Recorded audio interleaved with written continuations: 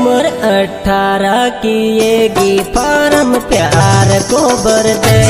उम्र 18 की येगी फार्म प्यार को भर दे। गोरी लव को पाठ पढ़ाऊरी आजा बैठ गोदी में।